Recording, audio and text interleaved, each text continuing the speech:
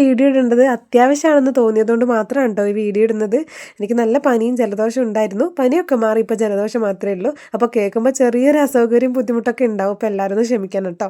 അപ്പോൾ ഞാൻ 2 ദിവസം മുന്നേ നമ്മൾ വീടിൻ്റെ അടുത്ത് നിന്നൊരു പെരുമ്പാമ്പിനെ പിടിച്ചൊരു വീഡിയോ ഇട്ടിട്ടുണ്ടായിരുന്നേ. അപ്പോൾ ആ വീഡിയോൻ്റെ താഴെ കുറേ പേര് പറഞ്ഞിട്ടുണ്ടായിരുന്നു, വീടിൻ്റെ ചുറ്റും മുഴുവൻ കാടാണല്ലോ, പിന്നെ എങ്ങനെയാണ് പാമ്പ് വരാണ്ടിരിക്കുക, വീഡിയോ എടുക്കുന്ന സമയം പോരെ കാട് വെട്ടാൻ എന്നൊക്കെ കുറേ പേര് പറഞ്ഞിട്ടുണ്ടായിരുന്നു.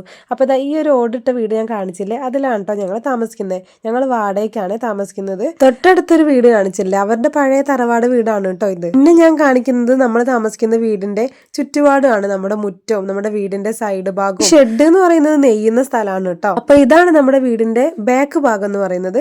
ബാക്ക് ഭാഗത്ത് ഇതാ കുറച്ച് വിറക് ഇട്ടിട്ടുണ്ട്. ഇത് നമ്മുടെതല്ല, അവരുടെ തന്നെയാണ്.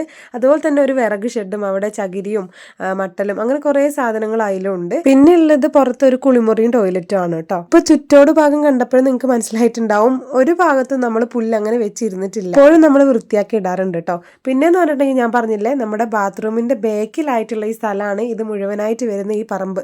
ഇവിടെ നിറയെ തെങ്ങാണ്. അതുപോലെ തന്നെ ഞാൻ പറഞ്ഞ പോലെ ഏകദേശം 30 സെന്റിനടുത്തോളം സ്ഥലം. ഇതാ ഇപ്പൊ നിങ്ങൾ ഈ കാണുന്ന സ്ഥലത്തു നിന്നാണ് അന്ന് നമ്മൾ പാമ്പിനെ പിടിച്ചിട്ടുണ്ടായിരുന്നത്.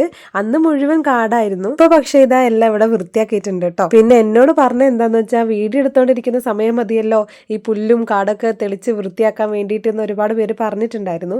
അപ്പൊ ഞാൻ എൻ്റെ വീടും എൻ്റെ വീടിന് ചുറ്റോടുള്ള സ്ഥലവും ഞാൻ നന്നായിട്ട് വൃത്തിയാക്കിയിട്ടാണ് എപ്പോഴും വെക്കാറ്. പിന്നെ ഈ എൻ്റെ വീട് പറയുന്നത് എന്താന്ന് വെച്ചാൽ, 5 വർഷമായി നമ്മൾ അവിടെ ഇവിടെയും കുറേ സ്ഥലത്ത് മാറി മാറി വാടകയ്ക്ക് താമസിക്കുന്നത്. അപ്പോൾ എവിടെ പോയാലും ഇപ്പം എൻ്റെ വീട് എന്നാണ് എന്നോട് പറഞ്ഞു പോവുക. പിന്നെ ഞാൻ നേരത്തെ പറഞ്ഞ പോലെ 30 സെന്റിൽ 2 വീടുകളാണുള്ളത്.